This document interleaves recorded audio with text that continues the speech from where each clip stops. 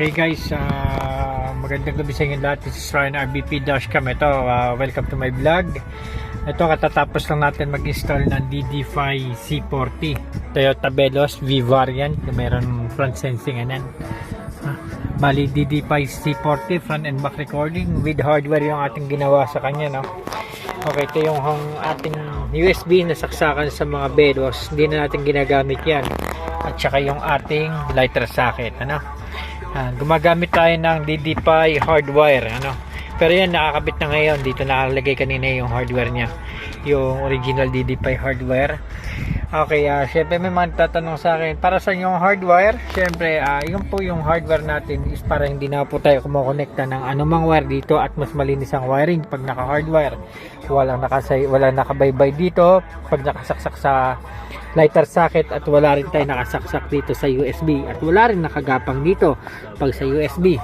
Ibig sabihin, mas malinis, at saka yung ating hardwire ay yung ating dashcam pwedeng gamitin as a parking surveillance, ano? Sa mga gusto, ang gusto nila ay naka-parking surveillance, yan, maganda yan, naka-hardwire tayo.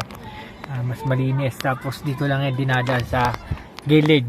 Ito, may front sensing dito lang nilalagay sa gilid. Saka dito, ayan, gapang. Medyo ingat lang kasi medyo maselan yung ating mga yung mga parte na yan, medyo maselan, ano. Tapos gapang tayo sa ilalim. Ang hardware natin, may mga abang ang Veloz, Avanza at Trace, may mga abang yan. Pero pag kayo sa akin nagpa-install, saglit lang yan. Basic na basic baga. Kahit sabayan natin ng merienda, napakadali lang installan.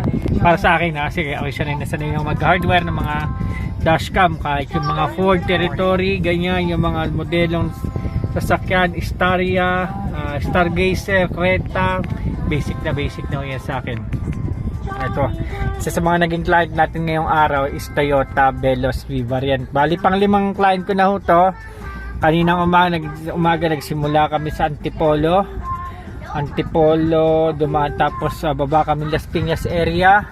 Las Piñas, balik kami ng Fairview dito sa may Novaliches. Tapos after na Novaliches, dun ta may hometown sa Marikina, meron din nagpa-install sa akin doon. Honda City. Tapos meron din akong GPS tracker kanina isa. Tapos ito nga, bali na sa pang 5 client na tayo ngayong araw ng Huwebes. Okay? Dito yan sa Caloocan area, kaya doon sa mga interesado magpa-install ng dashcam tulad nito, quality yan. Z40 ng DD5. Meron pa isang klase yan, yung Z50 naman, yung 4K. Ito kasi 3K, yung 4K naman yung Z50.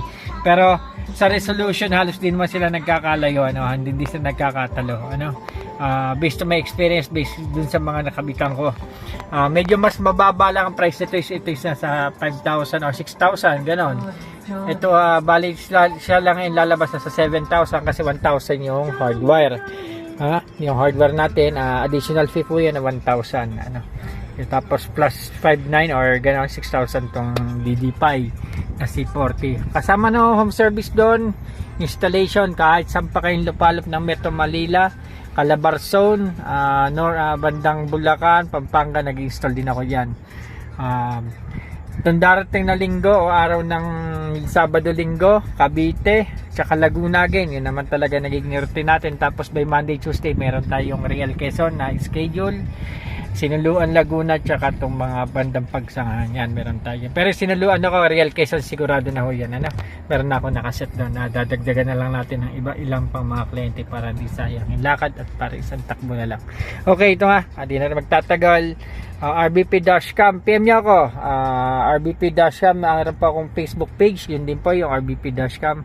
Ang akin pong number 0999-31881 Okay, doon pala yung sa mga magdi-DIY sa Veloz sa race, medyo ingatan lang yung goma dun sa gitna sa pagitan ng pinto at saka ng body ng sasakyan, kasi yan madalas yung nagiging issue, lalo pag hindi ganun kaayos yung pagbabalik ng